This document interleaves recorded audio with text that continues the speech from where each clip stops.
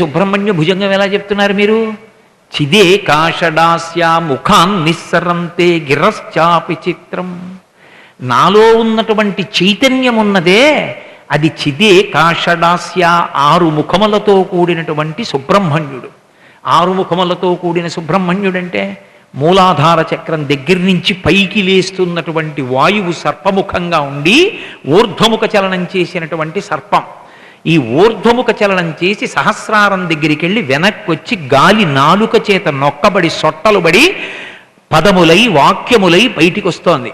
ఇది లోపల ఉన్న చైతన్యము ప్రకాశించింది. నేను ఒక్క నమస్కారం చేసినంత మాత్రం చేత లోపల ఉన్నటువంటి చైతన్యము చిదే కాషడాస్య, 6 ముఖములు కలిగినటువంటి సుబ్రహ్మణ్య స్వరూపమై విజృంభించింది లోపల.